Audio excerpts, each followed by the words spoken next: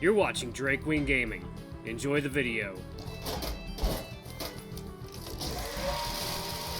Hey guys and gals, Never here from Drake Wing Gaming. It's me on Twitter, the Gaming Dragon. Today I'm coming back at you with a Let's Play episode of Sylving, Reforged. And let's go ahead and jump right back into it, shall we? Alarm chain, you were up, and let's go. Alrighty. Ah, you've met. I was hoping you'd get a chance to say hi to Trudy. He sure did. He's quite the charmer. He really knows how to treat a lady. Glad that she thinks so, because I had no idea what I was even saying. Well, I'd love to stay and chat. I've got an entire inn to serve. They're not going to get their food themselves. Need to hire more help for the hunt, Brum. A gal can only do so much before her dress twists into a knot. I'll see you around, sweetie. And stop calling me Trudy. She sachets around the counter towards the kitchen, swinging her hips in a fashion that draws most of the attention in the room, while Brum chuckles, rubbing his tender pelt. Huh, she'll warm up to that nickname someday, I just know it. I'm pretty sure she's gonna break your hip before then. That is a risk I'm willing to take. The two of them share a hearty laugh together, the bear giving Agnar a nudge on his shoulder. He slips in and out of the kitchen, carrying 2 big plates of food. Each carries a hollowed-out loaf of bread, filled with rich, decadent-smelling stew. 3 bowls of lopskus, hot out the pot. I look into the hearty helping I've been given and swallow. He always serves such big portions, but considering Brum's big belly, it might seem like a small serving by comparison. Now, y'all better not leave a crumb after you've eaten your bread bowls. I have to get back to work in the kitchen. Enjoy. He provides us each with a large wooden spoon. Agnar's looks like it might actually just be a ladle. As the water line in my bowl lowers, I break off pieces from the rim to dip with. Soren's stale bread pairs well with the soup, becoming soft and delectable once it's soaked up enough of the broth. I guess it has its perks after all. Shortly after we start eating, Agnar lifts the whole bread bowl into the air, drinking the stew straight from the source. Once done, he simply devours the bread in a few bites. Finishing his meal, he licks his lips. Must have been really hungry, consuming an entire bowl and I'm not even halfway through with mine yet. The volume of the crowd rises and falls. At one point, the cheering and laughter becomes downright deafening. It's a bit much, but at the same time nice to hear. Gertrude continues to be a stunning blur of customer service excellence. I don't know how she does it, but just watching her go is like dinner and a show all by itself. Okay. Despite the workload, she doesn't break a sweat. I can't take my eyes off her, even if for the wrong reasons. For better or worse, her beard is eye-catching. Brum comes back with a second bowl of lopskus for Agnar and refills our tankards. Everyone's having a good time. They're also cheerful. It's easy to get caught up in the atmosphere. The smell of food and alcohol in the air is intoxicating. I smile from ear to ear as I take it all in. I'm actually having a good time. Someone picks up their mug, standing up with one leg on the table as they raise their drink high in the air. For the glory of the hunt! For the hunt! For the hunt! Agnar lifts his tankard high in a celebratory toast, joining in with everyone. I grab my tankard of cider and swing it in the air to join in the toast. For hunting! But I was way off the mark. Most of the room was taking a swig from their mugs in unison, leaving the room the quietest it's been all evening. Their eyes all shift towards me.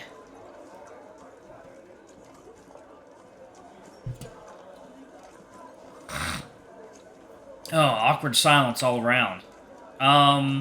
Everyone bursts out laughing, filling the whole room and drowning out all other noise and thought.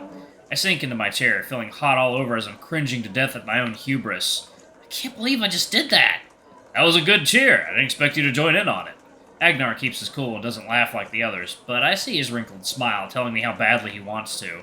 I cover my head with my hands, pressing my forehead against the wooden counter out of desperation to hide myself. I couldn't sink any lower in the seat if I tried. I just want to coil up and invert into nothing. Brum comes out with a wash rag and wipes down the counter of all the beer, cider, and cider spilled during the toast. Glad to see you in high spirits for the main event, Lord Aron. And the town seems to be warming up to you already. Are you kidding me? I missed the timing completely and they all laughed. Ah, don't mind them. We're all having a good time is all. And like our wolf here said, 'twas a good cheer. The big bear returns to the kitchen and all goes on as if nothing had happened at all. Agnar pats my shoulder with his big cheeky grin on his face. Glad you're feeling the spirit. You fit right in with us already. He raises his tankard again, but this time to me. Welcome to Dalset, Aron. Despite my cheeks still being red, I lift my own tankard and we clunk them together in a toast. He smiles and takes a big, long, thirsty chug, emptying the whole mug in one go. We chit-chat between eating and drinking. The embarrassment from earlier is fading, and I return to enjoying my time here with the big wolf.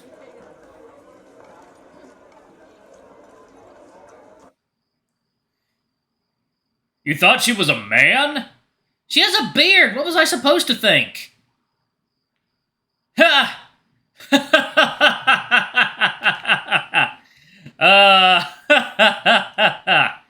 Agnar's literally howling with laughter, hunching over as he tries to catch his breath. Good thing that the streets are completely empty tonight, or people would question what's even going on with him. By the elders, Gertrude would have plucked your head bald if you told her that. I can't breathe. She looked like she was about to go. All I could focus on was that beard. Please stop. I don't know how much more I can take. But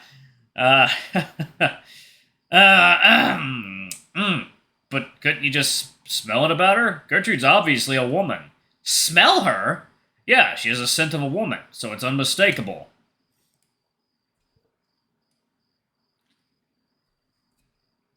I mean, y'all are like animals. Y'all have olfactory senses. Of course you can smell her. Is he seriously suggesting I just sniff at her?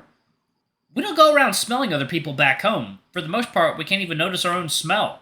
How do you know who's a man and who's a woman? It's mostly visual or vocal. Clothes, body shape, hair, stuff like that. We don't have super senses like you guys. Now you're gonna tell me I have to learn how to do that too, aren't you? It would be for the best. Wouldn't want you getting the wrong idea and call someone a man. A man by accident. Lucky for you, smell is rather instinctual and strongly tied to memory. You just need to find it, and it'll come to you, and it'll come to you naturally. Sunstones are now aglow with a bright yellow light. I don't know if it's due to their size or some other quality, but they're much brighter than the one Mikkel showed me. They're not all that different from the streetlights back home. Still, just knowing that these crystals magically emit real sunlight makes them 10 times more interesting. When we arrive at the house, Agnar stretches his arms behind his head before letting out a massive yawn. Then he begins fishing for the key in his pocket. I follow his lead and stretch my arms behind myself while stifling a yawn. Man, I'm beat. Can't wait to get into bed tonight. The day turned out to be far longer than I expected. First thing I do is go to the bathroom and use the twigs and spices to clean my teeth. Going through 3 of them, I wash my mouth out with water and spit into the bowl. I return from the bathroom to find Agnar slumped on the bench, eyes half-lidded as he stares at the door. I'm about to head upstairs when something shiny catches my eye. It's the pouch of magic crystals Mikkel brought from our lecture, sitting on the table. Mikkel must have forgotten these when he left earlier. It's likely that he left them here for you, since they're part of your education. Really? We are talking about Mr. Forgetful here. Mm-hmm. They're too small to be useful for anything but a teaching aid. He probably wanted you to toy around with them. But I wouldn't use them if I were you. Crystals can be quite troublesome when misused. Come on, these small things? They may be small, but you'd be surprised how easy it is to start a house fire, or how hard it is to put one out. It's better to rely on other methods. Crystals are too much trouble, if you ask me. Huh.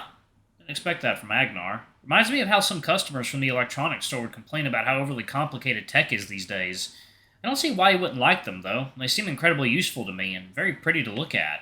I smile to myself and tighten the rope to the pouch before letting out a big yawn. I think I'm gonna head to bed. Good night, Agnar. Sleep tight. Good night. Don't stay up too late. I'm sure your bed's missing you. I don't need a bed. I'll just fall asleep here. Wait, what? I look up the stairs, raising an eyebrow. He hasn't been sleeping down here this whole time, has he? What about the other room upstairs? Isn't there a spare bed in it?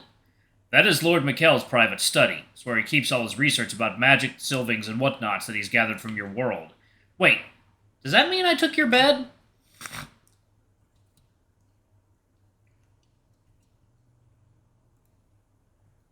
I'm so sorry, I didn't even think about it until now. You must be wanting it back already. That's not my bed. It's where Lord Mikkel would rest when he was too tired from his studies to go home.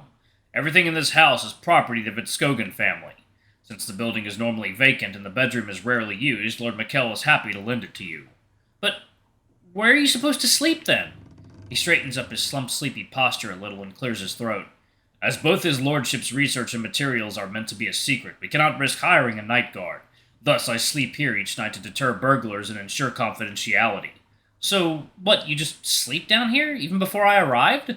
I do, and I did. On the floor? I sleep sitting, like so, here on the bench. I've been trained to rest with one eye open, upright and in the rain if need be.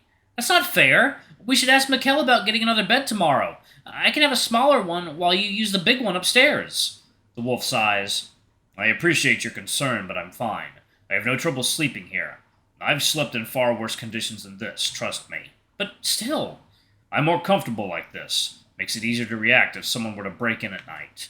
I fidget a bit where I'm standing. Even if he says it's fine, I can't just swallow this. He deserves some kind of accommodation for all his hard work, doesn't he? Can I at least bring you down a pillow? I've got two, and they're plenty big, so I only need one. He sighs, smiling in a humorless fashion. I'll think about it. Now, you get your rest. You've earned it after all you've done today. I guess there's no changing his mind, and I'm too tired to make an argument that wouldn't come off as juvenile. Scratching my neck, I try not to dwell on it and reach for the stairs. I give him one last sorrowful look. All right, I'll see you tomorrow then. Good night, Agnar. Hope you sleep well. I will, Aron. Good night. I trudge up the stairs, feeling defeated and still sore from this afternoon. My legs feel like they have weights attached to them. I close the door, toss off my clothes, and throw myself onto the bed face down on the pillow, groaning in frustration. Being aware of the bed size...